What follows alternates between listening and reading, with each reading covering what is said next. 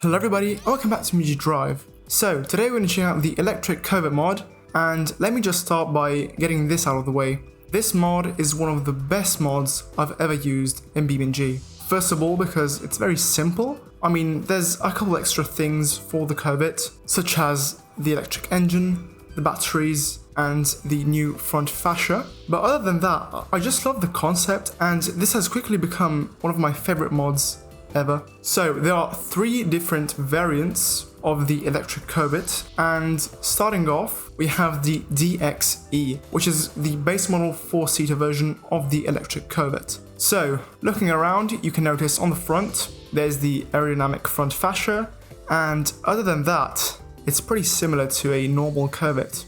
I think the hubcaps are different, I'm not too sure about that. But one very cool thing that I'll show you well in a second is the new dashboard. Anyways, as you can see, there's no exhaust, and other than that, it looks pretty normal. One thing though that I've noticed, there aren't any front seats, and I think that's just a bug because in the configurator they're actually selected. But so anyways, I'm gonna hop into cockpit view. So now you can see the new dashboard, which I told you about before. And as you can see, it shows you how much battery you have, the range, and also what speed you're going. And on top of that, it also shows you if your handbrake is on, if your indicators are flashing, and other miscellaneous stuff. So anyways, I think we're ready to start driving. So there's no engine to turn on here, you just remove the handbrake, put it into drive, and start going. So it's not that fast, unfortunately, but bear in mind that this car was made in the, I think, mid-80s, if I'm not wrong. So yeah, this is brand new technology for its time, and it kind of shows. In fact, as you can see, I'm not going that fast, and the range is just shit. 24 kilometers, and I'm doing like 100 kilometers per hour. So this range monitor is adaptive, and the car also has regenerative braking, which is pretty neat. And yeah, as you can see now, I'm not going that fast, I'm actually losing speed as we're going, and the range has gone a bit up, but not that much. So bear in mind that there are other variants which have a greater battery capacity and a greater efficiency than this particular model, but yeah, this is the more practical one and the least expensive. So what I'm going to do now is, I'm just going to continue driving and I'll try to deplete the battery. So, oh fuck. Okay then, let's talk about the crashing. So in BeamNG, electric cars have a slight peculiarity. They're basically indestructible. So right now I can just reverse out of this situation and continue driving. So of course, this is far from ideal. My bumper is literally scraping on the road, and the steering, I gotta say, is not that fucked up. It's actually pretty good. But yeah, this is far from ideal. So as I wanted to do before, now I'm gonna try to deplete the battery. So I'm gonna drive as fast as I can, and hopefully without crashing. But let's see if we can get the range at least down to 5 kilometers. So I'm gonna remove the handbrake and I'm gonna floor it now. So as you can see, by going pedal to the metal, we have only 12 kilometers of range. It's pretty shit. And now it's already down to 11 kilometers. So the acceleration on this car is pretty weird. It's pretty similar to a gas-powered car, and I'm not sure if this was intentional because maybe, you don't know, in the 80s, technology was pretty shit and electric cars maybe weren't as fast and as powerful as today's cars. Also bear in mind that this engine has a rating of 150 kilowatts, which is far from what electric cars have today. But it seems like when you're low in the rev range, it's really slow. I don't know why. It shouldn't be like that. So top speed is around 220 kilometers per hour, and I'll try to demonstrate it if we manage to get to the highway. But yeah, it's actually pretty quick.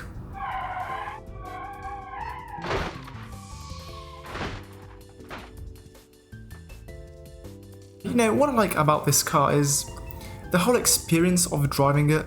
I know it just feels more planted, it feels smoother, it feels nicer to drive. I don't know, it's just the novelty factor of it being an 80s electric car, way ahead of its time.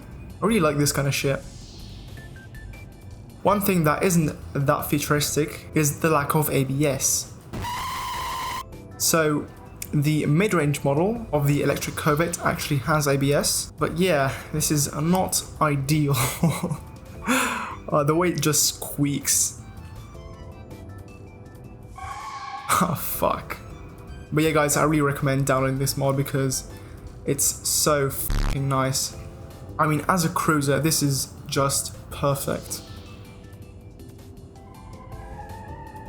So yeah, as always, if you're interested in this mod, the link is in the description down below. So yeah, make sure to check this out. So I'm heading towards the highway now, and well, I am on the highway now. And you know, I'm just gonna try to reach its top speed, and also hopefully we'll get the battery pretty low. So this is a nice straight section of road.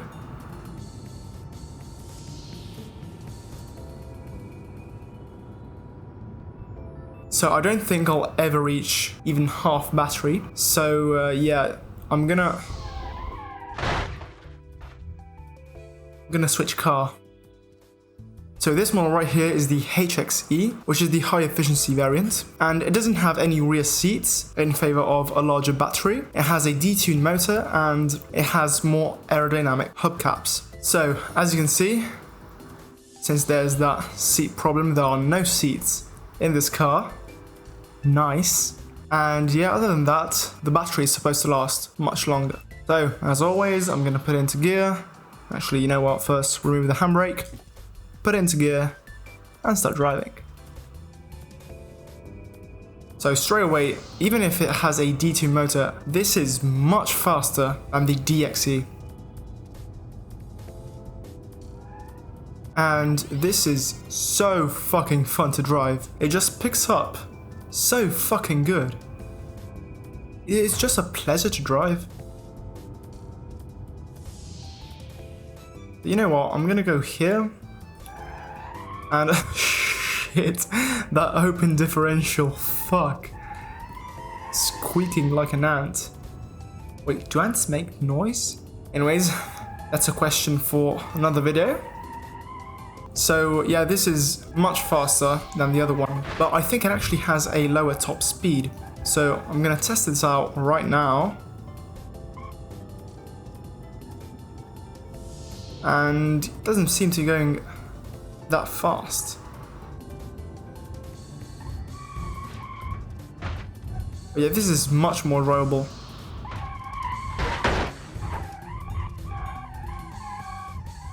And I fucking crashed it. Nice.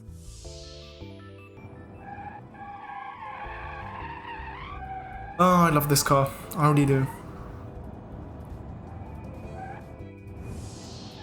And you know, I've been driving pretty fast for quite some time since my last reset. And as you can see, I've still got plenty of battery left. It was a nice handbrake skid. This is so fucking fun to drive.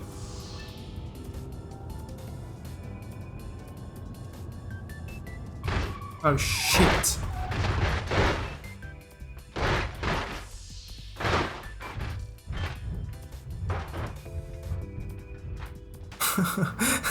Oh my god. Yeah, I smashed it pretty nicely here. And finally we have the mid-range variant, which is the LXE. So this has nicer hubcaps, and I think that's kind of it. Yeah, I was hoping for a performance model or something of that sort, but we got this, which is supposed to have 5 seats, but yeah, it has only 3. So yeah, as with the other two, I'm gonna drive it and then I'm gonna tell you my conclusions. So here we go. This, first of all, is a wheel spin monster. This is insane. It just wheel spins for days. Yeah, it's pretty quick. much quicker than the first car we tried. And the cool thing, I mean cool, it's pretty normal actually, it has ABS. Wow.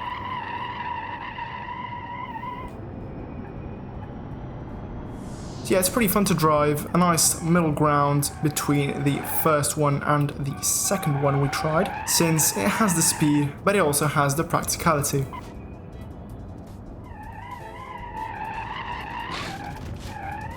And just look at it go.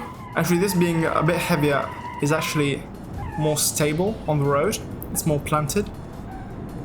And also there's the ABS, which, you know, keeps you from smashing into walls. I mean, partially. Yeah, this is just a cool little car. I really love this mod. I can't stress it enough. It's so fucking cool.